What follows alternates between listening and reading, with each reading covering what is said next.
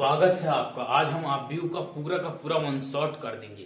एक ही वीडियो में आपका पूरा चैप्टर कवर हो जाएगा, तो वीडियो को एट लास्ट अंत तक देखना। आपका एक भी टॉपिक मिस नहीं होगा, आपको पूरा का पूरा समझ में आ जाएगा। और बोर्ड एग्जाम में जितने भी क्वेश्चन इस चैप्टर से आते हैं आप व्यू से यानी मैट्रिक्स से, वो आपके क्लियर हो जाएंगे। तो पूरा वीडियो एट लास्ट अंत तक देख लेना। तो चलिए आइए देख लेते हैं। सबसे पहले हम बात करेंगे आप व्यू।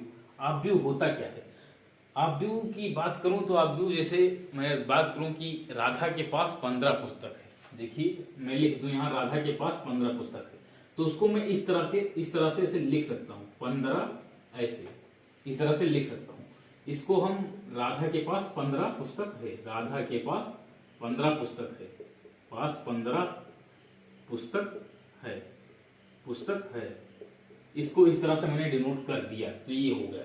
अब इसी तरह आगे इसी क्रम में यदि मैं कह दूं राधा के पास 15 पुस्तक है और 5 कलम है, तो उसको मैं इस तरह 15 और 2 इस तरह लिख सकता हूं। जहां पे ध्यान दीजिए, पहला कॉलम ये फर्स्ट कॉलम है, ये कॉलम है, इसे रो कहते हैं। इस साइड का क्या कहते हैं? रो।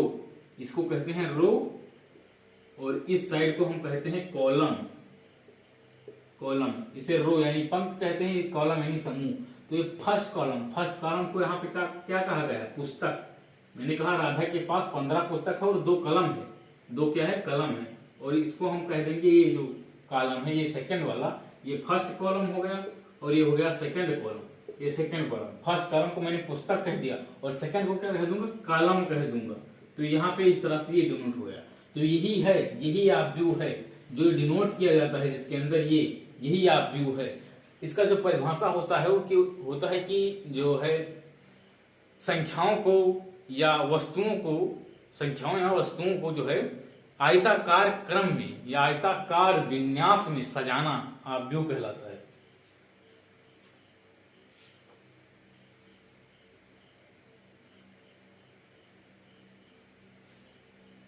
आयताकार क्रम विन्यास क्या कहलाता है? आप व्यू कहलाता है, आयताकार क्रम विन्यास। तो आपने यहाँ पे समझ लिया, एक इंट्रोडक्शन ले लिया कि आप व्यू होता क्या है। आप व्यू क्या होता है? आयताकार। ये देखिए ये आयत है, ये आयताकार। ये देखिए, ध्यान देखिए, आयताकार ये ग्रुप में आयत है। इसको ऐसे करके इसको बंद कर दूंगा तो ये आयत लगेगा ना। तो आयताकार वस्तुओं का जो है आयताकार क्रम विन्यास, या वस्तुओं को आयताकार रूप में सजाना, संख्याओं को सजाना, जो है आयत में संख्याओं को सजाना, आयताकार रूप में संख्याओं को सजाना आप व्यू कहलाता है। तो आप व्यू का एक मोटा आपने इंट्रोडक्शन ले लिया है। ये तो वैसे एग्जाम में आएगा नहीं, लेकिन मैंने आपको जो है नॉलेज आपका बूस्ट करने के लिए ऐसा समझा दिया कि राधा के पास ये है वगैरह वगैरह। अब आइए हम समझते हैं कि इसमें जो है मेन चीज, कॉलम मैंने आपको समझाया, रो समझाया, आप कॉलम समझ गए होगे, रो। लेकिन एक बार फिर से मैं आपको ढंग से समझा दे रहा हूं कि कॉलम क्या होता है और रो क्या होती है।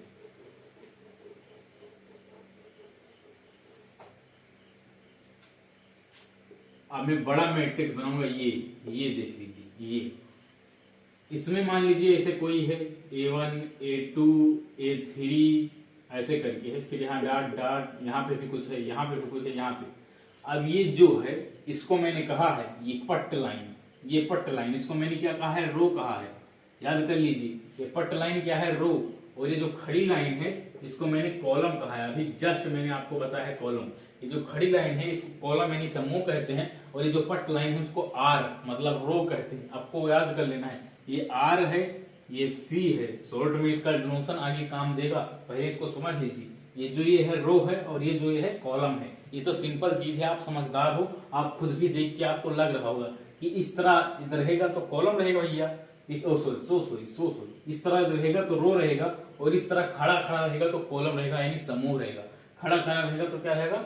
कलम रहेगा यानी समूह रहेगा। और पड़ा रहेगा तो क्या रहेगा? रो रहेगा। क्या रहेगा? रो रहेगा। तो ये चीजें हो चुकी हैं। अब आइए आगे बढ़ते हैं जल्दी से।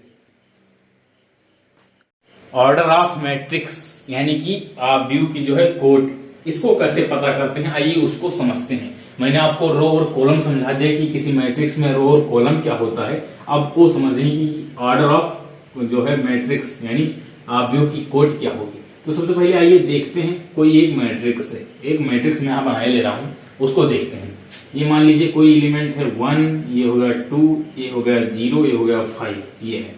अब इसमें मैं पूछूं कितने रो हैं, तो आप देख के बता सकते हो फर्स्ट रो सेकंड रो, यानी 2 रो है। कितने रो हैं? 2 रो हैं। और यहीं पे मैं पूछूं कॉलम कितने हैं, तो आप कहेंगे फर्स्ट कॉलम सेकंड कॉलम, यानी 2 कॉलम है, 2 कॉलम है, 2R है और 2C है, 2 रो हैं और 2 कॉलम है, 2 रो हैं और 2 कॉलम है। तो यहाँ पे ऑर्डर ऑफ मैट्रिक्स का सिर्फ इतना अर्थ होता है, शॉर्ट में इसको याद कर लीजिए, R into C, R into C. Order of matrix का सिर्फ इतना अर्थ होता है, कोट यानी व्यू की कोट का सिर्फ इतना अर्थ है कि R इंटू सी। आप जब फिजिक्स में पढ़ेंगे तो वहां पे आता है आरसी सर्किट, तो उसी के सहारे इसको आप याद कर लीजिए शॉर्ट में, आरसी सर्किट, आरसी, अरे आरसी, ये R इंटू सी ही लिखा है ना, R इंटू सी, तो आरसी सर्किट। इस तरह आप शॉर्टकट याद कर लीजिए। जो पहला रहता है वो रो, कितने रो हैं, और दूसरा जो रहेगा कितने कॉलम है। तो यहाँ पे रो कितने हैं? 2, कॉलम कितने हैं? 2, तो ये 2x2 की मैट्रिक्स है। 2x2 की ये क्या है? मैट्रिक्स है। 2x2 की मैट्रिक्स है, 2x2 की ये मैट्रिक्स है। क्यों? कैसे पता चला? R इंटू सी, जितने R हैं उसका पहले गुण लिखिए, जितने R हैं, कितना R है, कितना रो है? 2 रो है, तो 2 फिर गुणे कितने कॉलम है उसको लिखिए, 2 गुणे 2, ये हो गया 2x2 का मैट्रिक्स है। इसे 2x2 की मैट्रिक्स कहते हैं या 2x2 की मैट्रिक्स कहा जाता है। इस तरह आप समझ सकते हो। तो ऑर्डर कैसे आपको समझ में आया? ऑर्डर भैया कैसे समझ में आया? व्यू की कोटी आपको कैसे समझ में आई? कैसे समझ में आई कि पहले जितने रो हैं, रो मतलब पंक्ति, जितने रो हैं, 1 रो 2 रो, तो 2 पंक्ति, फिर उसके बाद में गुणा कॉलम, कितने कॉलम है? 1 कॉलम 2 कॉलम, तो उसको 2 गुणे 2 यानी 2x2, इतने जो हो गए इसके ऑर्डर हो चुके हैं। तो आपको ऐसे याद रख लेना है R क्रॉस सी, R इंटू सी। पहला जो है नंबर ऑफ रो, उसके बाद में गुणे नंबर ऑफ कॉलम, ये सी मतलब नंबर ऑफ कॉलम, R मतलब नंबर ऑफ रो, सी मतलब नंबर ऑफ कॉलम। कितने रो है और कितने कॉलम है, इनको आपस में गुणा करो, वही आ जाएगा। अब इसको 2 गुणे 2 बराबर लिख के इसे 4 नहीं लिख देना है, गलत। 2x2 ऐसे इसको कहा ही जाता है, 2x2 की मैट्रिक्स है। यहाँ जैसे ही कहीं लिखा रहेगा 2x2 मैट्रिक्स, तुरंत आप समझ जाना उसका जो रो है वो 2 है, मतलब उसके 2 पंक्ति हैं, और कॉलम जो है वो भी 2 है, जो समूह है वो भी 2 ही है। ये 2x2 कहीं लिखा है, 2x2 की मैट्रिक्स है। क्वेश्चन में दिया जाएगा कि फलाना ढिमकाना जो है मैट्रिक्स बनाइए जो 2x2 की है, 3x3 की है। तो इस तरह आपको समझ जाना है। 3x3 कहेगा, जैसे भी कह दूं कि मैं 3x3 की मैट्रिक्स, 3x3 की मैट्रिक्स में यहीं पे कह दूं कि 3x3 की मैट्रिक्स है, तो इसमें जो पहला होगा ये क्या होगा? 3 रो रहेंगे। कितने रो? 3 रो। फर्स्ट होगा number of row R cross C, उसके बाद में सेकंड ये क्या हो जाएगा? नंबर ऑफ कॉलम, मतलब 3 कॉलम भी हैं, तो इसे हम कह देंगे 3x3 की मैट्रिक्स है। देखिए जब 3x3 मैट्रिक्स पूछा जाएगा तो वहां को आपको सिंपली समझ जाना है कि इसमें 3 रो हैं और 3 कॉलम हैं। यहाँ पे तो भैया 2 रो हैं, 1 रो 2 रो, 1 कॉलम 2 कॉलम, 2 रो हैं 2 कॉलम हैं, और 3x3 में 3 रो और 3 कॉलम हो जाएंगे। आपकी जो है 12th में केवल 2x2 है और 3x3 है, मतलब मेन रूप से देखा जाए तो बस आपको टेंशन लेने की जरूरत नहीं है। आप में 4x4 वगैरह नहीं है, फर्दर आप पढ़ेंगे तो इसको आप नोट कर सकते हो, समझ सकते हो। मैंने बहुत ही आसान भाषा में यहाँ पे समझा दिया। आरसी सर्किट आप पढ़ेंगे तो अभी से याद कर लीजिए, आरसी सर्किट। मैंने तो भैया ऐसे ही याद किया था जब मैं 12th में था, तो ऐसे ही याद किया था आरसी सर्किट। तो आप भी इसी तरह आरसी करके याद कर सकते हो। R into C, number of row और नंबर ऑफ कॉलम, तो ये हो गया। तो ये चीज आप आसानी से समझ सकते हो। समझिए, आगे ये जल्दी से चलते हैं। अब मैं आपको समझाऊंगा कि मैट्रिक्स में कुछ संकेत हैं। जैसे मैट्रिक्स में जो संकेत दिया जाता है वो एलिमेंट्स का बहुत बार जिक्र किया जाता है, तो उसको समझना बहुत जरूरी है। जैसे मैं एक मैट्रिक्स बना रहा हूँ 2x2 की एक मैट्रिक्स में बनाए दे रहा हूँ। मैं शॉर्ट में मैट्रिक्स लिख रहा हूँ, एक्स लिख रहा हूँ, इस पे इंग्लिश पे मत फोकस करना। 2x2 की मैट्रिक्स बना रहा हूँ, तो 2x2 की मैट्रिक्स में एक कुछ डिनोशन है, उसको समझना है। जैसे जब कोई मैट्रिक्स आप बनाएंगे जब भी, और जब क्वेश्चन में दिया जाता है उसको ऐसे ही लिखा जाता है A11, फिर ये हो जाएगा A12, फिर A21, ये हो जाएगा A22। ये कैसे हुआ इसको समझिए। A11 इसका अर्थ क्या है? A11 का अर्थ है A1 जो है ये पहला है रो के लिए और दूसरा है कॉलम के लिए। आरसी बहुत क्रम इंपॉर्टेंट है, आरसी याद कर लीजिए। पहले हमेशा आर आएगा, उसके बाद में सी। जहां भी बात होगी पहले आर की होगी फिर सी। A11 का अर्थ हुआ फर्स्ट रो। देखिए वन का अर्थ यहाँ नीचे वाले का रो से है और इस नीचे वाले का अर्थ क्या है, कॉलम से है। यानी कि ये जो एलिमेंट है A11, इसमें जो रो है वो पहला रो है और कॉलम जो है पहला कॉलम है। तो आप देखिए जो है पहला रो, फर्स्ट रो क्या है, यही तो है। और फर्स्ट कॉलम क्या है, यही है। फर्स्ट कॉलम भी यही है, फर्स्ट रो भी यही है, फर्स्ट कॉलम भी यही है, फर्स्ट रो भी यही है। तो यही वाला एलिमेंट यहाँ जहां कट किए हैं, यही वाला एलिमेंट तो ये है। वही मैं समझाने की कोशिश कर रहा हूँ। अभी A12 का अर्थ क्या हुआ, A12 का अर्थ हुआ कि ये जो पहला ये क्या लिखा है, रो लिखा है। यानी जो रो है वो फर्स्ट रो है, लेकिन कॉलम जो है वो सेकंड कॉलम है। तो फर्स्ट रो तो ये हो गया, सेकंड कॉलम ये हो गया, यानी यहाँ का एलिमेंट।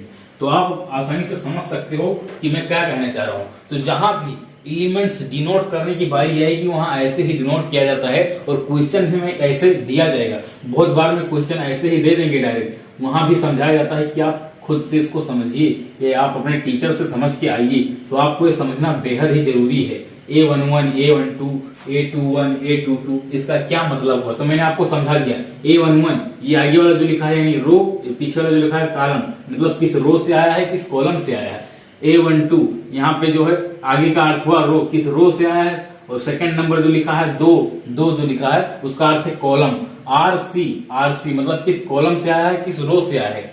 जो ये चीजें हैं यही डिनोट कर रही हैं किस रो से आए हैं, किस कॉलम से आए हैं। तो A11 मतलब फर्स्ट रो से आए हैं, फर्स्ट कॉलम से आए हैं। A21 सेकंड रो से आए हैं, फर्स्ट कॉलम से आए हैं। A22 सेकंड रो से आए हैं, सेकंड कॉलम से आए हैं। बस यही सिंपल तरीका है, इसको समझिए। ऐसे ही 3x3 का आप समझ सकते हो। वहां हो जाएगा A11, A12, A13 ऐसे है ना। उसके बाद में A21, A22, A23 ऐसे वहां भी चलता चला जाएगा, वहां भी ऐसे सिंपल है। तो आइए इसको भी आप स्क्रीनशॉट ले सकते हो, नोट कर सकते हो।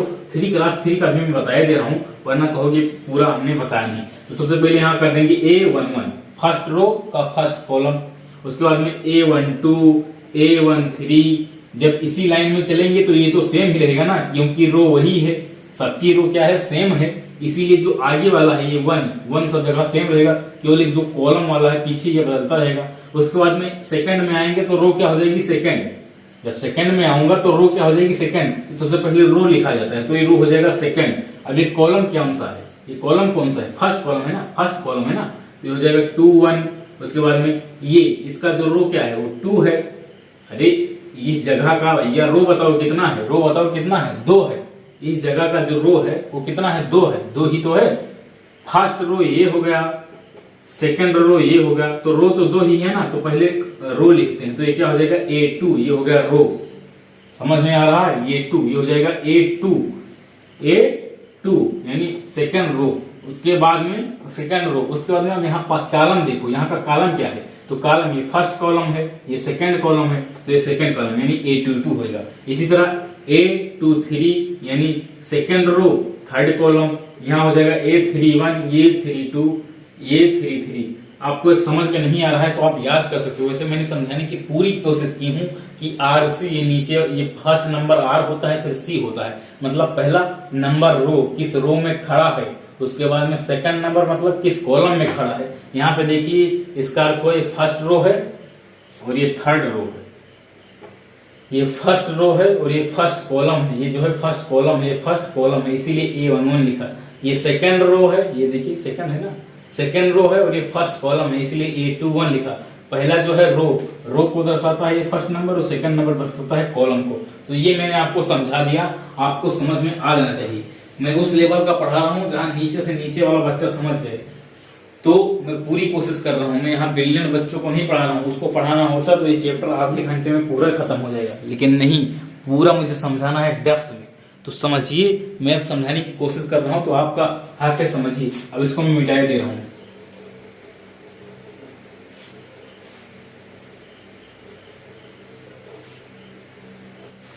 आपके स्क्रीन पे क्वेश्चन है, किसी अवयव में 8 अवयव है, मतलब 8 एलिमेंट हैं, तो इसकी संभव कोटियां बताइए। इसका जो है पॉसिबल ऑर्डर्स क्या हो सकते हैं। ऑर्डर का मतलब कोटियां मतलब जानते हो ऑर्डर ना, 2x2, 3x3 यही ना, तो यही पूछा गया है। तो यहाँ पे देखिए अवयव कितने दिए गए हैं, 8 अवयव हैं।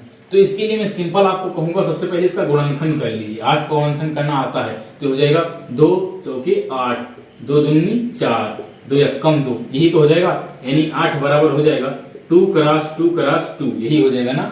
अब इसी 8 को आप देखिए, गुणनखंड में आपने यहाँ पे लिख दिया, लेकिन इसी गुणनखंड में देखिए कि 8 को आप किस तरीके से अरेंज कर सकते हो। तो 8 को किस तरीके से लिख सकते हो, पहले लिख सकते हो 1 into 8, ये तो लिख सकते हो। दूसरा लिख सकते हो, यहाँ 2 को रोक लीजिए, 2 गुणे ये हो जाएगा 2 दूनी 4, यानी कि 2 गुणे 4, इस रूप में आप लिख सकते हो। सिंपल है, गुणनखंड नहीं करोगे तो भी चलेगा, लेकिन कर लोगे तो थोड़ा आपको समझ में आने लगेगा। 2 गुणे 4 इस तरीके से भी लिख सकते हो। 1 into 8 मतलब 1 into 8 इस तरीके से लिखते हो। उसके बाद में 2 into 4 इस तरीके से भी लिख सकते हो, है ना। उसके बाद में अब देखिए, इसको हम इस तरीके से भी लिख सकते हैं ना, 8 into 1, इसको पलट दीजिए, फिर इसको पलट दीजिए, ये हो जाएगा 4 into 2, ये इस तरीके से लिख सकते हो ना। 8 को इतने तरीके से लिख सकते हो ना, ये इकट्ठे 8, 2 चौका 8, 8 इक्याना 8, 4 दूनी 8, इस तरीके से आप 8 को लिख सकते हो ना, दर्शा सकते हो ना। 8 को इस तरीके से आप लिख सकते हो। तो यही जो हो गए ये पॉसिबल आर्डर्स हैं, ये पॉसिबल आर्डर्स हैं। पहला आर्डर हो जाएगा 1/8, तो कोई मैट्रिक्स बनानी है जिसमें 8 एलिमेंट हैं तो उसको हम 1/8 इस तरीके से बना सकते हैं। मतलब उसका जो रो है, रो क्या है, 1 होना चाहिए, कॉलम 8 होना चाहिए। उसके बाद में रो 2 रहे, कॉलम 4 रहे तो भी चलाओगे। तो यही बस यही तरीका है निकालने का। इस टाइप के क्वेश्चन आपके बोर्ड एग्जाम में 2 नंबर में या 2 या 1 नंबर में आसानी से पूछ ले सकते हैं, क्योंकि बड़े सिंपल बड़े इजी क्वेश्चन है। अब 8 का क्या करना है, 8 को सिर्फ यही देखना था किस तरीके से आप इसको जो है तोड़ सकते हो। 1 into 1 into 8, 2 into 4, 8 into 1, 4 into 2, 8 गुणे 1 गुणे 8, ऐसे ही आप तोड़ सकते हैं। बस इतने तरीके हैं, यानी 4 तरीके हैं, 4 तरीके हैं। संभव कोटियां कितनी हैं, 4 ऑर्डर हैं। इसके जो ऑर्डर हो सकते हैं वो 4 हो सकते हैं। ये क्वेश्चन बहुत ही सिंपल था, मैंने बस आपको समझा दिया। अवयव 8 है, तो आपको समझ में आ गया होगा कि इसका तरीका क्या है लगाने का। तरीका आपको समझना चाहिए, बस यहाँ पे क्वेश्चन नहीं इंपॉर्टेंट है, तरीका समझिए। तरीका मैंने किस तरीके से इसको अप्लाई किया है, किस तरीके से लगाया है। क्वेश्चन है कि मैट्रिक्स जो है वो 2/2 की है, 3/3 की है, 8/1 की है। ये जो सारी मैट्रिक्स हैं इनमें एलिमेंट्स कितने हैं, मतलब कितने अवयव हैं। ये जो भी अवयव दिए गए हैं, 2/2 के अवयव, 3/3 के अवयव, 8 गुणे 1 के अवयव, जितने भी अवयव हैं इनके अंदर एलिमेंट क्या है। जैसे अब इनका 2/2 का कुछ बनाऊंगा, ऐसे बनाऊंगा ना, 2/2 का बनाऊंगा ना, तो ऐसे यहाँ पे आएगा, यहाँ पे आएगा, यहाँ पे आएगा, यहाँ पे आएगा 2/2 का। तो इसी तरह 3/3 का बनाऊंगा, वो 8/1 का बनाऊंगा। तो इसमें पूछा गया कितने एलिमेंट हैं, तो सिंपल कुछ नहीं है, कुछ नहीं है। देखिए एलिमेंट यहाँ कितने होंगे, 2 गुणे 2 4, इनका आपस में गुणा कर दो, 3 त्रिका 9। एलिमेंट माने अवयव, कितने अवयव होंगे, जैसे यहाँ 1 2 3 4, ये 2/2 का है भाई, 2/2 का 1 2 3 4 4 एलिमेंट है ना। तो आपस में यहाँ गुणा कर दीजिए, आपको साफ साफ दिख रहा है, कुछ नहीं करना है, गुणा कर दीजिए, आपको पता लग जाएगा कितने एलिमेंट है। 3 गुणे 3 यानी 9 एलिमेंट होंगे, 8 गुणे 1 यानी 8 एलिमेंट होंगे, 8 अवयव होंगे।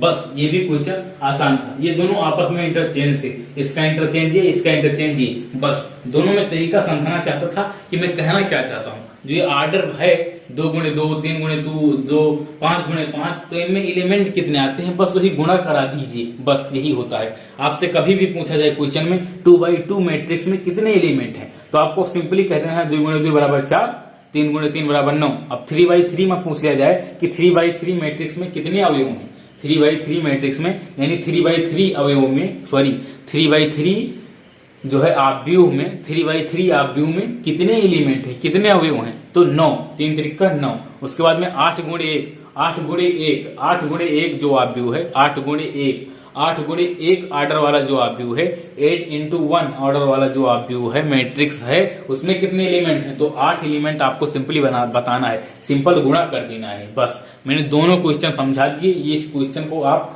लिख सकते हो, देख सकते हो। इस टाइप के क्वेश्चन बोर्ड एग्जाम में 1 नंबर में एक्सपेक्टेड रहते हैं। सरल क्वेश्चन है तो 1 नंबर में दे ही दिया जाता है। अगली हेडिंग है अवयव के प्रकार, यानी टाइप्स ऑफ मैट्रिक्स। कितने प्रकार के अवयव हैं, तो आइए आपके जो सिलेबस में जितने टाइप्स दिए हैं उनको सबको कवर करूंगा। तो सबसे पहला टाइप जो है वो क्या है भैया, कॉलम मैट्रिक्स, यानी स्तंभ अवयव। क्या है, स्तंभ अवयव, स्तंभ अवयव।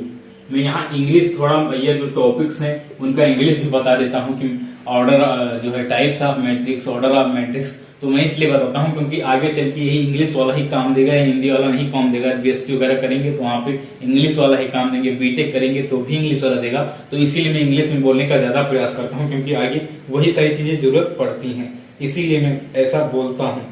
ओके, मैं भी हिंदी मीडियम से हूँ, लेकिन क्या करूँ, जब बीटेक करा तो वहाँ पे इंग्लिश पूरा पढ़ना पड़ा, तो इंग्लिश में ज्यादा चीजें आसान से याद होने लगी और इंग्लिश आसान भी है। तो स्तंभाव्यूह का क्या अर्थ हो?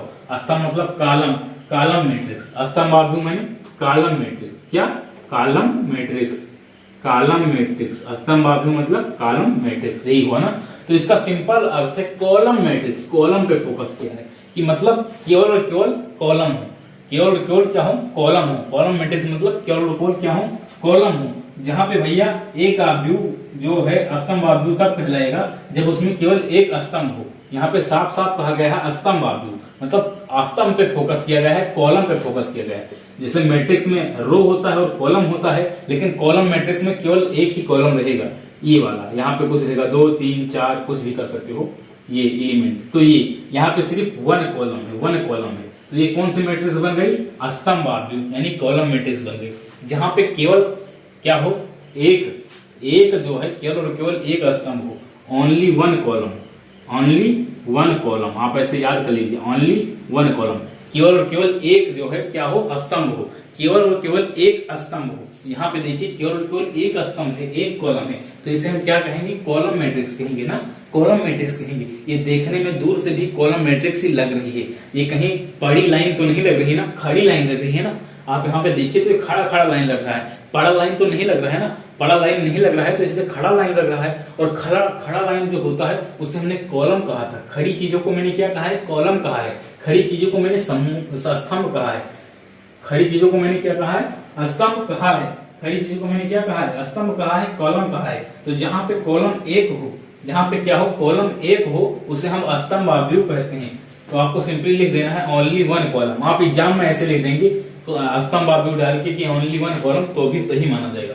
ओनली वन कॉलम, केवल और केवल एक ही जो है स्तंभ है, इसीलिए इसे हम स्तंभ आव्यूह कहते हैं। आगे चलिए इसका जो अगला टाइप है उसको देखते हैं। अगला है पंक्ति आव्यूह। तो इसका उल्टा वहां पे सिर्फ ओनली वन रो हो जाएगा। तो आइए उसको देखते हैं। पंक्ति मैट्रिक्स मतलब रो मैट्रिक्स, रो मैट्रिक्स, पंक्ति आव्यूह।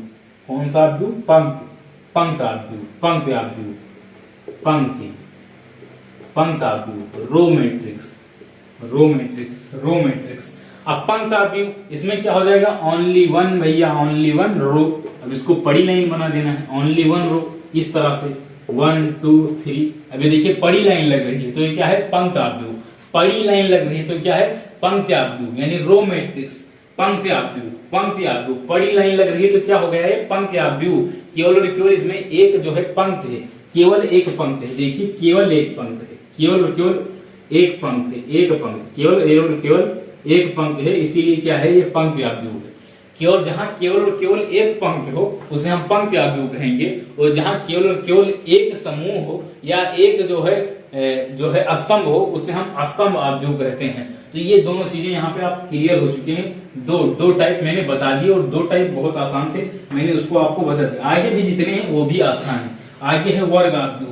अगला जो है वो क्या है? वर्ग आव्यूह है, वर्ग आव्यूह। थर्ड नंबर क्या है? वर्ग आव्यूह, वर्ग आव्यूह, वर्ग आव्यूह, वर्ग आव्यूह।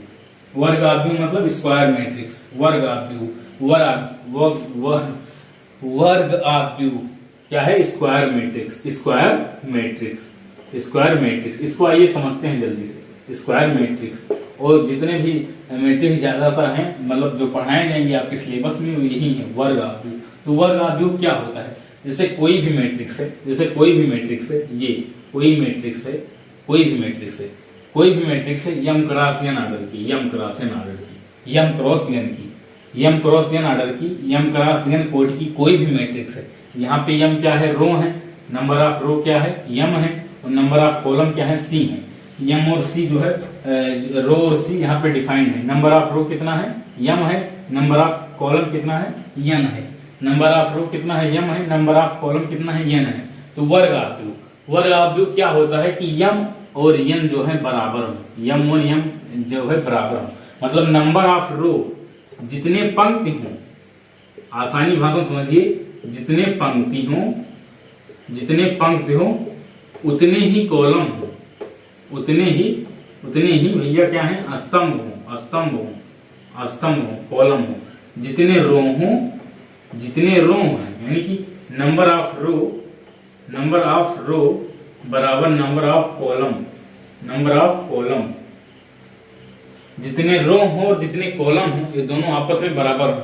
जितना भैया रो हो उतना ही कॉलम है। जैसे 2 क्रॉस 2, ये क्या है, यहाँ पे रो 2 है, 2 कॉलम है, दोनों बराबर है। 2 रो है और 2 कॉलम है, दोनों बराबर है। नंबर ऑफ रो और नंबर ऑफ कॉलम क्या है, बराबर है। तो इसलिए मैं इसको क्या कहूंगा, स्क्वायर मैट्रिक्स कहूंगा। इसको मैं स्क्वायर मैट्रिक्स कहूंगा, वर्ग आव्यूह कहूंगा। 2 क्रॉस 2, अब 3 क्रॉस 3 जैसे है, 3 क्रॉस 3, ये भी वर्ग आव्यूह है। कैसे? क्योंकि यहाँ का जो रो है, नंबर ऑफ रो, ये नंबर ऑफ कॉलम आपस में बराबर है। स्तंभ और पंक्ति दो बराबर है। यहाँ लिख दिया हूँ, जितने पंक्ति हो उतने स्तंभ हो। यहाँ पे पंक्ति 3 है और स्तंभ भी 3 है, इसीलिए क्या है, वर्ग आव्यूह है।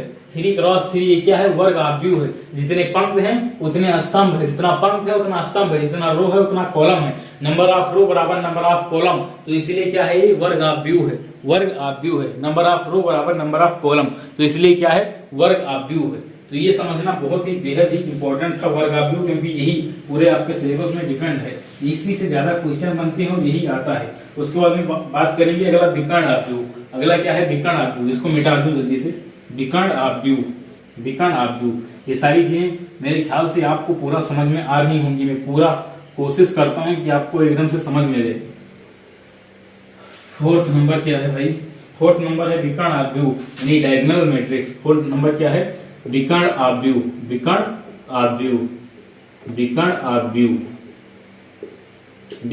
यानी डायगोनल मैट्रिक्स। इंग्लिश लिखे दे रहा हूं, आपको समझना जरूरी है।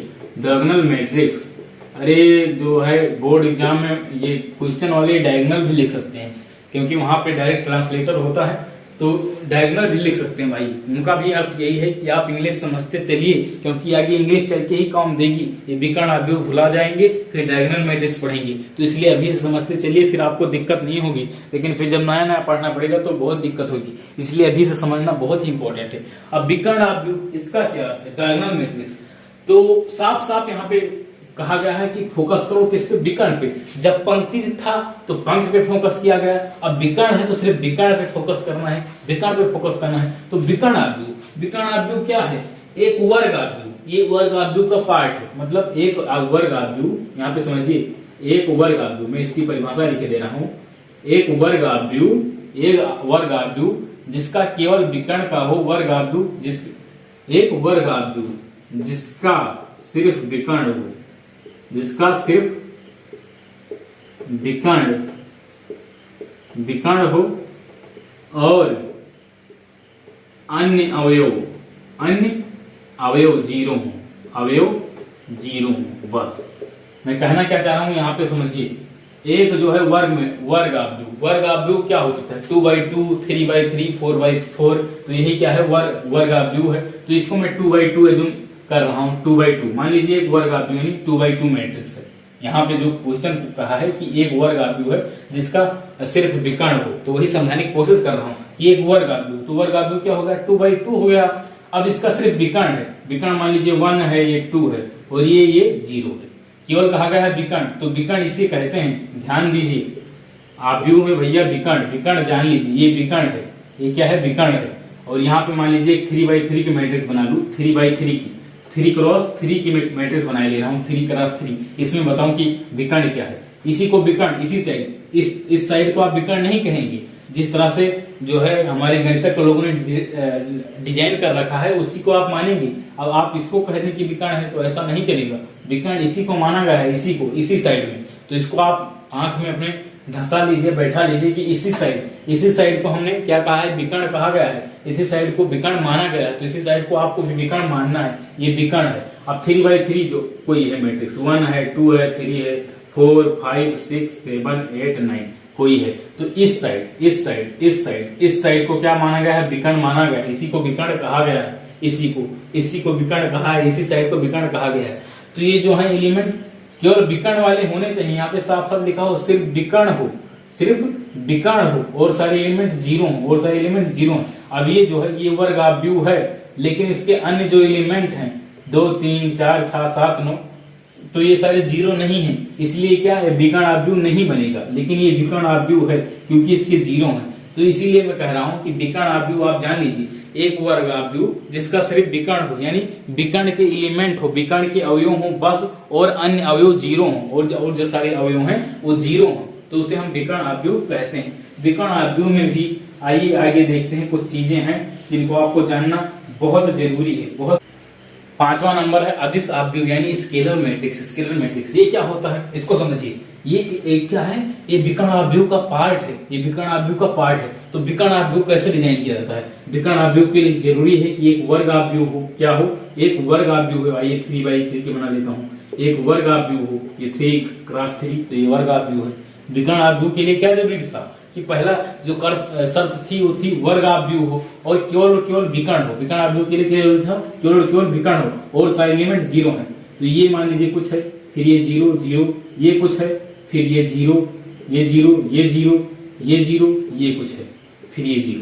मतलब केवल यही एलिमेंट होना चाहिए। मान लीजिए 2 है, 2 3 4, तो ये जो है इसे हम विकर्ण आव्यूह कहेंगे। लेकिन अब बात आ गई है कि अदिश आव्यूह, तो इसका सिंपल अर्थ है अदिश आव्यूह जो विकर्ण के एलिमेंट हैं आपस में सेम होने चाहिए। ये 2 3 4 नहीं होना चाहिए। ये 2 है तो ये भी 2 होना चाहिए और ये भी 2 होना चाहिए। इसे हम अदिश आव्यूह कहते हैं कि विकर्ण के एलिमेंट आपस में सेम हो, विकर्ण के अवयव समान हो, तो इसे हम अदिश आव्यूह कहा जाता है। आपको सिंपल मैंने समझा दिया कि जो है विकर्ण सेम होना चाहिए। अब इसी तरह 2/2 में मान लीजिए 1 है तो ये 0 है, फिर ये 0 है तो ये 1, तो इसे हम अदिश आव्यूह कहेंगे। 1 0 0 1, तो इसे क्या कहेंगे? अदिश आव्यूह कहेंगे, क्योंकि इसका विकर्ण जो है सेम है।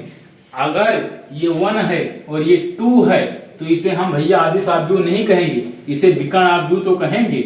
विकर्ण आव्यूह तो कहा जाएगा, लेकिन अदिश आव्यूह नहीं कहा जाएगा। इसीलिए जरूरी है कि ये एलिमेंट और ये एलिमेंट यानी विकर्ण वाला एलिमेंट आपस में सेम होना चाहिए। ये 1 है तो ये भी 1 होना चाहिए, तभी हम इसे अदिश आव्यूह कहेंगे, वरना नहीं कहेंगे। आपको मैंने क्लियरली समझा दिया कि विकर्ण का जो अवयव है वो सेम होना चाहिए। यहाँ पे देखिए, यहाँ 2 था तो यहाँ भी 2 है, यहाँ भी 2 है, तो इसे हम अदिश आव्यूह कहेंगे। यहाँ 1 है तो यहाँ भी 1 है, तो इसे हम अदिश आव्यूह कहेंगे। अदिश आव्यूह किसका पार्ट है? अदिश आव्यूह भैया किसका पार्ट है? विकर्ण आव्यूह का पार्ट है। विकर्ण आव्यूह का पार्ट है, विकर्ण आव्यूह का पार्ट है।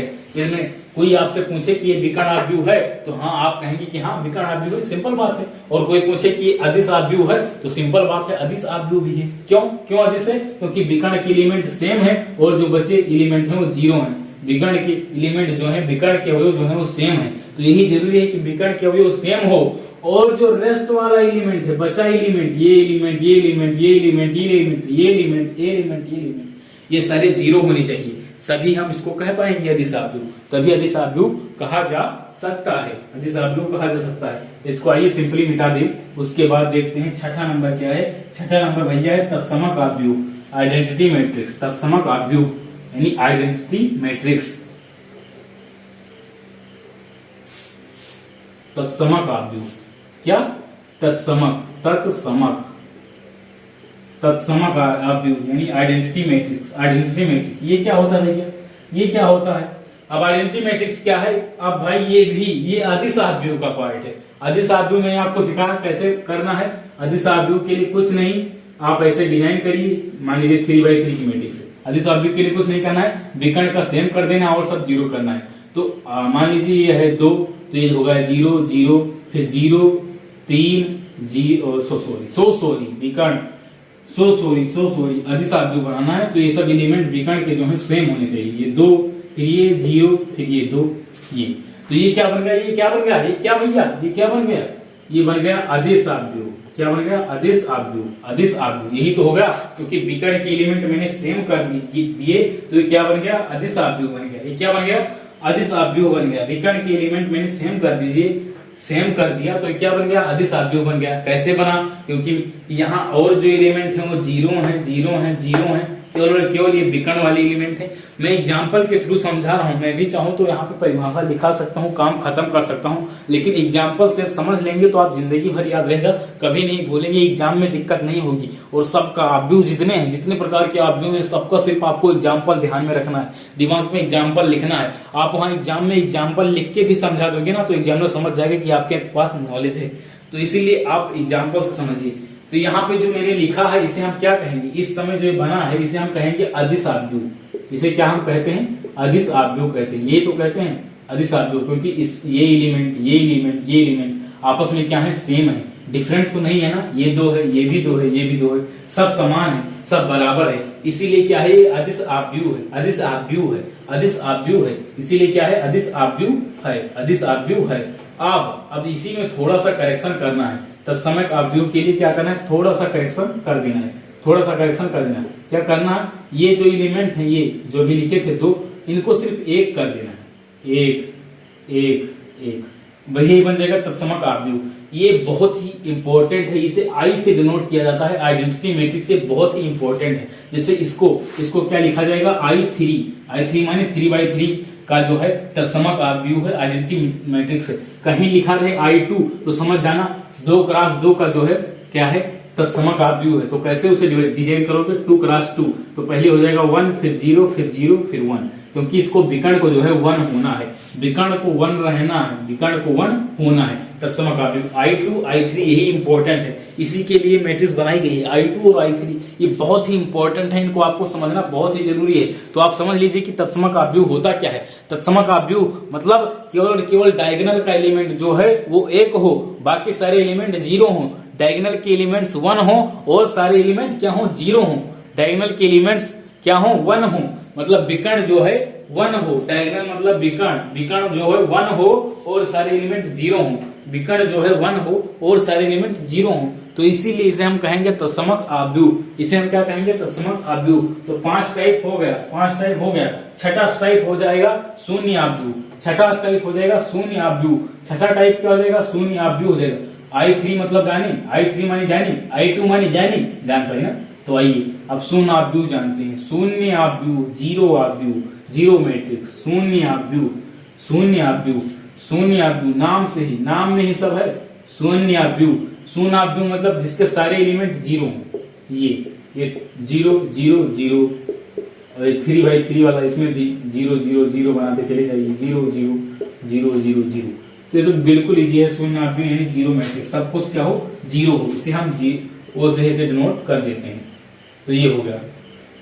तो यही हो गया। अब आगे जो है नेक्स्ट पार्ट में आपको दूंगा, क्योंकि ये वीडियो लॉन्ग हो चुकी है और मैं ज्यादा करूंगा तो भैया बहुत ज्यादा MB की हो जाएगी, फिर अपलोड करना मुश्किल हो जाएगा।